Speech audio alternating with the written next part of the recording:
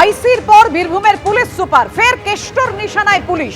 বীরভূমের পুলিশ সুপারকে নিশানা অনুব্রত মণ্ডলের।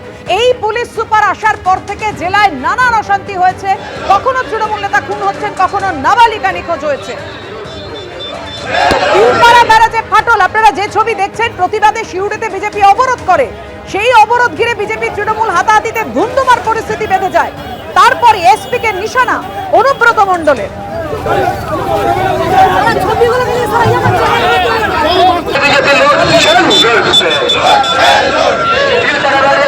সরকারি পোস্টারে কালি লাগানোকে কেন্দ্র করে তৃণমূল বিজেপি হাতাহাতি বেঁধে যায়।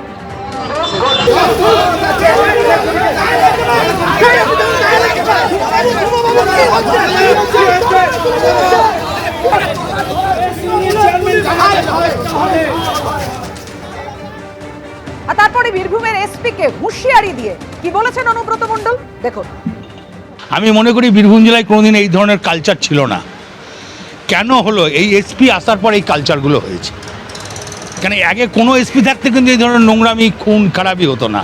এই এসপি আসার পর নাবালিকা, হাফিজ, সব কিছু এই এসপি আমলে হচ্ছে। দুজন তৃণমূল নেতা খুন হয়েছে, 3টে নাবালিকা মেয়ে নিখোঁজ হয়েছে। এসপি আসাতে দেখুন, আজ যখন মমতা ব্যানার্জির মুখ্যমন্ত্রীর মুখে কালি লাগাচ্ছে, সেখান থেকে এসপি অফিস হচ্ছে 20 হাত দূরে। তো উনি ঘুমাচ্ছিলেন, ওনার ডিআইপিতে রিপোর্ট নাই। ঠিকই তো বলেছে, তো মুখ্যমন্ত্রী তো ঠিক কথা বলছে। এনার কোনো সোর্সই তো নেই। এই এসপি আসার পরে তো এই ধরনের নোংরামি হচ্ছে।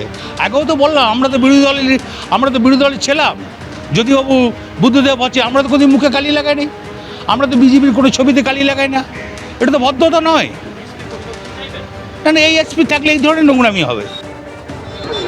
সরকারি পোস্টারে কালি লাগানোকে কেন্দ্র করে বিজেপি এবং তৃণমূলের মধ্যে একেবারে হাতাহাতি হয়।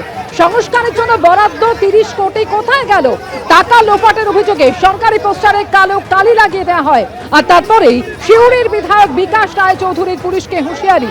বিজেপির বিরুদ্ধে পদক্ষেপে পুলিশকে 5 ঘন্টার ডেডলাইন দিলেন বিধায়ক।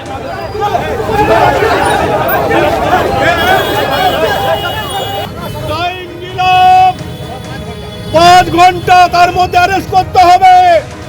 কোনো কথা শুনতে চাই না, ইমিডিয়েট ব্যবস্থা করো। আমি চললাম এখন এসপির কাছে, এসপির কাছেও বলবো কি ব্যাপারে অরাজকতা বন্ধ হবে কি হবে না। বিজেপি দুষ্কৃতীরা যা খুশি করবে মেনে নিতে হবে। মানতে পারবো না আমরা। তৃণমূল কংগ্রেস জবাব দেবে।